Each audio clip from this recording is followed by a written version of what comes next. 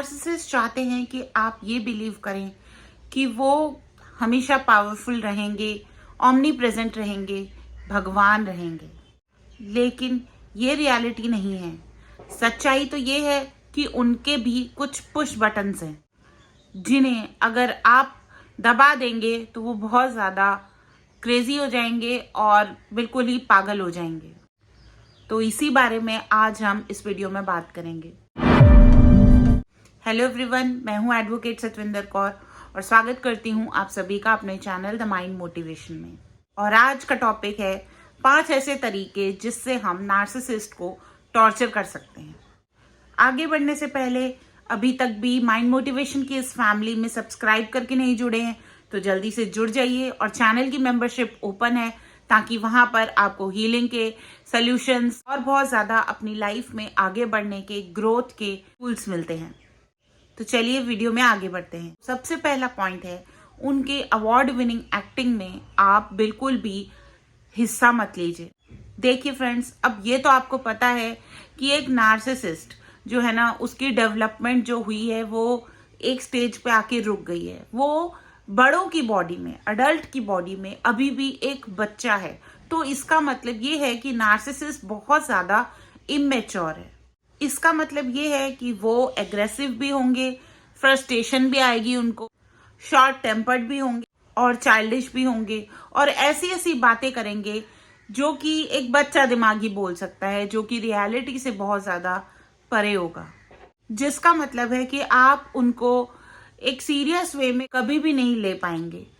Friends, for example किसी का partner narcissist है सपोज, और वो उसको बार बार झांसा दे रहा है कि हाँ 6 मंथ्स में शादी करेंगे, 6 मंथ में शादी करेंगे, ऐसे करेंगे वैसे करेंगे।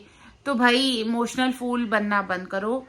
ये लोग जो होते हैं ना, आपको धोखे वाली बातें करेंगे। या फिर आपकी शादी हो चुकी है और आपसे कहा जा रहा है भाई यहाँ पे घर बनाएंगे, ऐसे करेंगे वैसे करेंगे, तो इनका ना बस बहुत करेंगे इसी पे चलता रहता है। कुछ फ्रूटफुल होता ही नहीं है लाइफ में, क्योंकि फ्रेंड्स इनके मुंह से जो बातें निकलती है ना, उसका कोई फाउंडेशन नहीं होता है।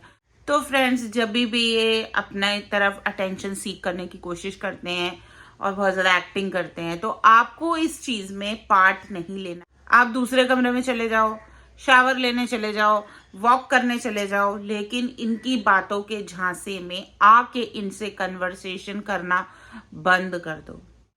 आपको इनको कंप्लीटली इग्नोर करना है, क्योंकि एक नार्सिसिस्ट की ईगो जो होती है ना, वो तभी आप किल कर सकते हो जब आप उनको इग्नोर करोगे और उनके इस ड्रामे में कि मैं ऐसे कर दूंगा, ये कर दूंगा, वो हो जाएगा, ये हो जाएगा, में पार्टिसिपेट ही नहीं करेंगे।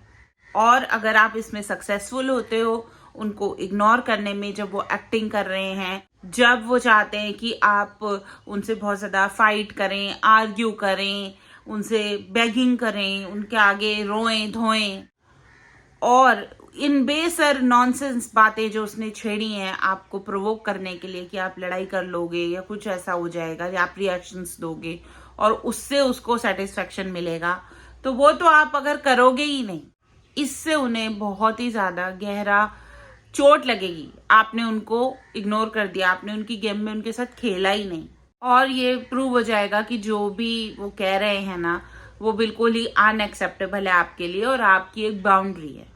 नंबर 2, आपको उनकी गैसलाइटिंग को पहचानना है और उसके अंदर पार्टिसिपेट नहीं करना है।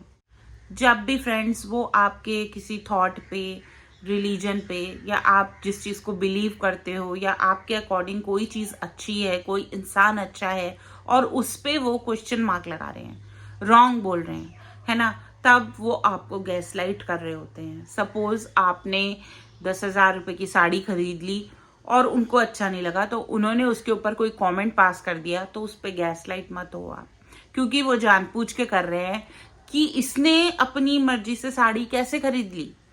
भाई यहाँ पे मैं भगवान बैठा हूं, मैं कंट्रोल करने में बैठा हूं इसको, और ये अपने तरीके से कैसे कर रही है। तो वो है गैसलाइटिंग करने का एक तरीका, उसमें आपको गिव इन नहीं करना है। यहाँ पे आप उनसे कह सकते हैं कि भाई आपके ओपिनियन आपके हैं और मेरे बिलीव्स मेरे हैं, मेरा ओपिनियन मेरा है, तो अपना मेरे ऊपर मत थोपो। मेरी रियलिटी वो नहीं है जो आप डिस्क्राइब करते हो। जस्ट आपको ये बोलना है और दूसरे रूम में चले जाना है। और यहाँ पर हम करेंगे उनकी ईगो को किल, क्योंकि वो चाहते थे कि हम रिएक्ट करें, बट हम रिएक्ट नहीं कर रहे हैं। वो चाहते हैं कि आप उनके कमेंट्स को पर्सनली ले जाएं, सेंसिटिव होकर उन चीज़ों के ऊपर रिएक्ट करें। और अगर आपने इन चीज़ों को बिलीव करना शुरू कर दिया और उन्होंने इस चीज़ को सेंस कर लिया, तो फिर वो ही आपके ऊपर कंट्रोल करेंगे। फिर आप भूल जाओ अपने आप साड़ियाँ वाड़ियाँ खरीदना, क्योंकि आपके ऊपर कंट्रोल करना उनको स्पेशल फील कराता है, उन्हें पावरफुल फील कराता है, और जबकि आप घुटते रहते हो, क्योंकि आप उनको एक सेंस दे रहे हो सेल्फ इम्पोर्टेंस का। और इसी टाइम पर आपको बहुत ज़्यादा स्ट्रांग होना है और इन सब चीज़ों को अपने दिमाग में हावी नहीं होने देना। यहाँ पे आपको क्लियरली नो बोलना है और क्लियरली एक डिस्टेंस है ना मेंटेन करना है आपको। नंबर 3, नार्सिसिस्ट चाहता ही नहीं है कि आप अपनी लाइफ में ऑर्गेनाइज्ड वे में रहें। ठीक है, तो अब यहाँ पे आपको क्या करना है, अपनी लाइफ को बहुत ज़्यादा ऑर्गेनाइज्ड वे में काम करना है। मतलब सुबह सेम टाइम पे उठना है, सेम आपको रूटीन फॉलो करना है, सेम अपने कामों को करते रहना है। ठीक है ना, वो चाहे कुछ भी करे, आपकी लाइफ डिस्टर्ब आप नहीं कर रहे हो, ये मैसेज उन तक पहुंचना चाहिए। क्योंकि फ्रेंड्स, नार्सिसिस्ट अपने अंदर तो एक इंटरनल केओस से स्ट्रगल कर ही रहे होते हैं, और वो वही केओस आपकी जिंदगी में भी देखना चाहते हैं कि आप कितने ज्यादा मेस्ड अप हो। क्योंकि आप अगर मेस्ड अप हो, आप कुछ नहीं कर पा रहे, तो वो अपने आप को इंफीरियर समझते हैं आपसे, और आपको उल्टा सीधा बोलने का उनके पास एक राइट आ जाता है, जो फिर वो आपको बोलते रहते हैं। फिर चाहे वो आपकी लाइफ का रूटीन हो या फिर आपके इमोशन से क्यों ना हो, क्योंकि वो चाहते हैं हर चीज में आपके अंदर एक डिसरेगुलेशन आ जाए। तो फ्रेंड्स, इसके ऑपोजिट ही आपको काम करना है। आपको आपकी लाइफ बिल्कुल ही सॉर्टेड, बिल्कुल भी ऑर्गेनाइज्ड करनी है कि भाई संडे को मैंने गुरुद्वारे मंदिर जाना है तो जाना ही है 10 बजे, चाहे कुछ भी हो जाए। ठीक है, मुझे ऐसे चीजें करनी है तो करनी ही है। उसमें आपको अपना रूटीन कभी भी खराब नहीं करना। जब भी लड़ाई हो, रोना धोना हो, इमोशनल बातें हो, XYZ कुछ भी हो, आपको अपनी लाइफ को इतना ऑर्गेनाइज कर लेना है कि आप खुद भी चाहें तो उस हैबिट्स को ब्रेक ना कर पाए, एक प्रॉपर डिसिप्लिन में रहना शुरू कर दें।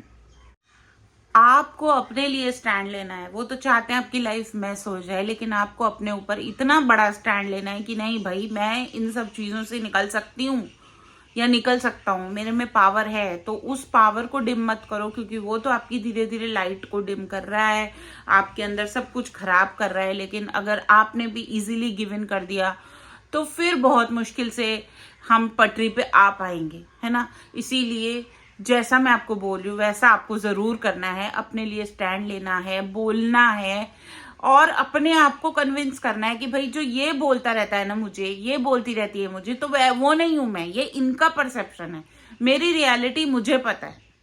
भाई मैं यहाँ पे आपको ये नहीं कह रही हूँ कि रातों रात बहुत बड़े कंपनी के CEO की जॉब पकड़ लो या फिर अपना पढ़ाई में एनरोल कर लो। हाँ करो, ठीक है, लेकिन एज सिंपल एज एक कुछ टास्क बता रही हूँ जो कि आप करना शुरू करो।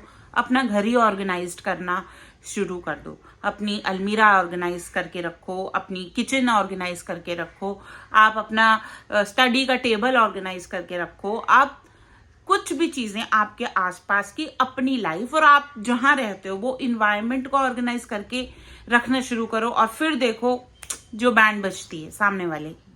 फ्रेंड्स, नार्सिसिस्ट को ना स्टेबिलिटी पसंद नहीं है, तो आपको वो स्टेबिलिटी शो करनी है। ठीक है, आपको अपने आसपास की चीजें ठीक करनी है और क्लटर फ्री रहना है, क्योंकि आपका एक ट्रॉमा रिस्पॉन्स होता है क्लटर, इसीलिए आप उस मेस में पड़े रहते हो और वो और ज्यादा उस चीज को करता रहता है, और फिर आप डिप्रेशन में चले जाते हो, एक ब्लैक जोन में चले जाते हो, जहां से निकलना फिर थोड़ा सा टफ हो जाता है। इसीलिए उस सिचुएशन में हमें नहीं जाना है। हमें अपने घर की चीजों को ऑर्गेनाइज करके रखना है, अपनी लाइफ को भी ऑर्गेनाइज करके रखना है, क्योंकि हम दिखाएंगे कि हम स्टेबल हैं। ठीक है, सामने वाला अनस्टेबल है, वो उसकी रियलिटी खुद से निकलेगी जब आपकी स्टेबिलिटी वो देखेंगे। और इससे आपको ये भी दिख जाएगा कि वो एक स्टेप बैक ले रहे हैं और आपको कंट्रोल करने की कोशिश अब कम कर रहे हैं, ठीक है। क्योंकि अब उन्हें पता है कि आप जो है ना अपने ऊपर ध्यान दे रहे हैं, अपनी केयर कर रहे हैं, अपनी चीज़ों की केयर कर रहे हैं, और अब वो आपको कंट्रोल, थोड़ा सा मुश्किल है उनके लिए कंट्रोल करना, और ये चीज़ें ना उनकी ईगो पे भी बहुत ज़्यादा हर्ट करती हैं फ्रेंड्स, क्योंकि वो नहीं चाहते कि आप अपनी ट्रू पावर को कभी भी आइडेंटिफाई कर सकें, ठीक है।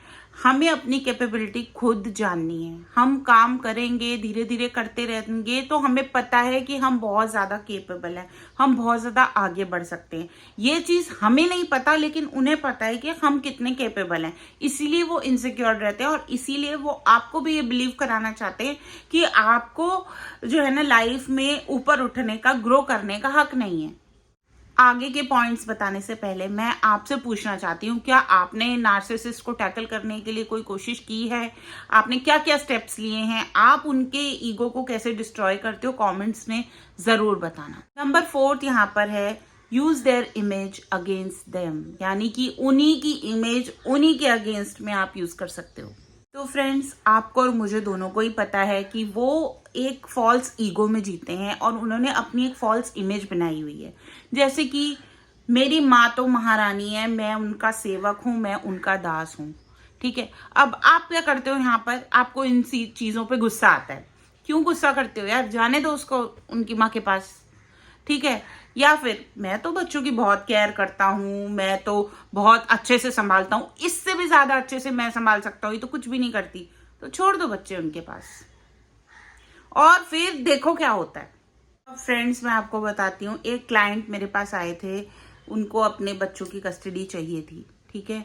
तो हमने इसी इमेज वाली बात को लेकर के हमने अपना पॉइंट रखा कि वो हमेशा कहता है कि इससे अच्छे मैं बच्चे रख सकता हूँ, ठीक है। और ये हमें भी पता है कि नार्सिसिस्ट को बच्चों से कोई प्यार ही नहीं है, ठीक है।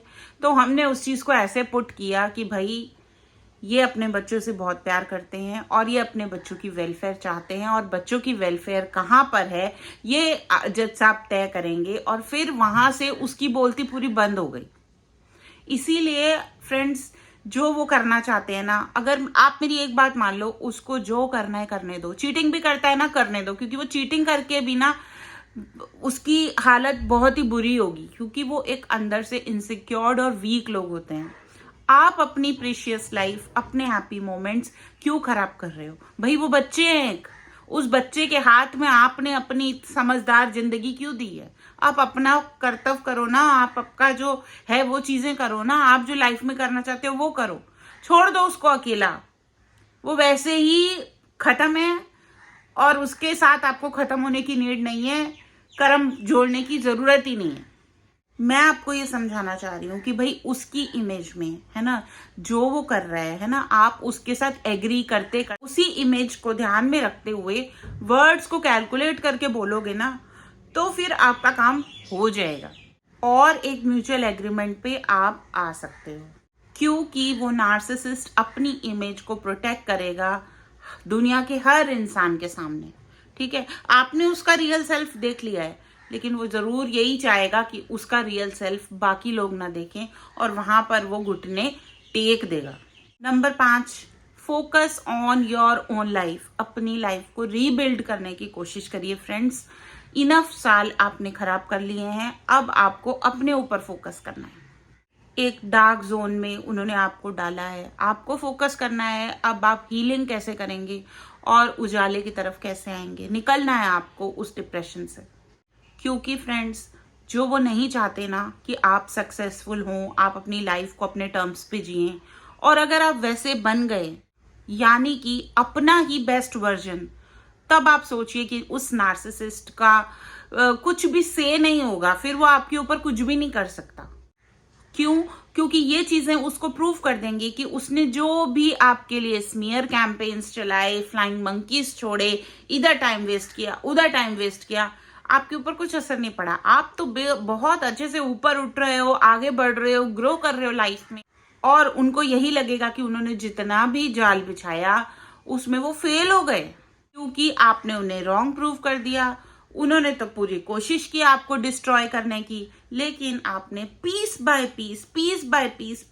पीस अपने आप को उठाया, इकट्ठा किया, आगे बढ़े और बहुत आगे बढ़े, बहुत स्ट्रांग हो गए और आप उससे भी बेटर हो गए जब आप उनसे मिले थे, उस वर्जन से भी बहुत ज्यादा better. So friends, focus on rebuilding yourself, वो बहुत इंपॉर्टेंट है। और एक ऐसी लाइफ बनाओ जिससे कि वो जले, एनवी फील करे। आप अपनी जिंदगी आपके सपनों के अकॉर्डिंग जिए, क्योंकि वो आपकी प्रोग्रेस को स्टैंड नहीं कर पाएंगे। क्योंकि जो आपको चाहता है स्ट्रगलिंग और सफर करते हुए देखना, वो आपकी प्रोग्रेस को कभी भी देख ही नहीं सकता। और उस बबल में से आप निकल गए हो जो उसने आपके इर्द गिर्द बनाया था आपको पेन में देखने के लिए। आप उससे निकल के कितने आगे और अच्छे बन गए हो, ग्रो कर गए हो, वहीं पर उसकी पूरी फॉल्स ईगो डिस्ट्रॉय हो जाएगी। तो फ्रेंड्स, ये थी 5 बातें जिससे कि हम नार्सिसिस्ट की फॉल्स ईगो को किल कर सकते हैं। आपको आज का वीडियो अच्छा लगा हो, कुछ समझ में आया हो, आपको अपने एक्सपीरियंसेस मेरे साथ शेयर करने हैं तो कमेंट्स में मुझे ज़रूर रिप्लाई कीजिए, वीडियो को भी लाइक कीजिए और मेरे को सपोर्ट कीजिए कि मैं और ज़्यादा अवेयरनेस फैला पाऊँ इस वीडियो को शेयर करके। हमारे चैनल की मेंबरशिप ओपन है, आप वहाँ पर हीलिंग के और ग्रोथ के बहुत सारा स्टफ देखने वाले हो। इसके अलावा आप मुझे मेल कर सकते हो advocate.satvinderkaur@gmail.com पे मेरे साथ पर्सनल एक कंसल्टेशन बुक करने के लिए। मैं ऑन कॉल भी कंसल्ट करती हूँ और मैं ईमेल कंसल्ट भी करती हूँ, सारे ही मैटर्स पे, लाइफ कोचिंग पे, नार्सिसिस्टिक अब्यूज रिकवरी में, ट्रॉमेटिक जीवन में वापस से कैसे अपने आप को रीबिल्ड करना है, इस पर भी बहुत सारे क्लाइंट्स मेरे साथ जुड़ते हैं।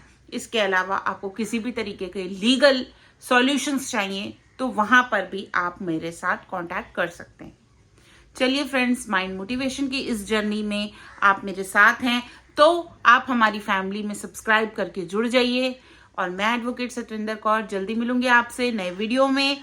तब तक के लिए आपको क्या करना है, जैसे कि मैं हमेशा कहती हूँ, आपको अपने मेंटल हेल्थ का बहुत ज्यादा ख्याल रखना है, ठीक है? क्योंकि अगर माइंड सेट है तो फिर भाई हमारी लॉजिकल थिंकिंग सेट है, हमें ग्रोथ से, आगे बढ़ने से कोई भी नहीं रोक सकता। Bye bye.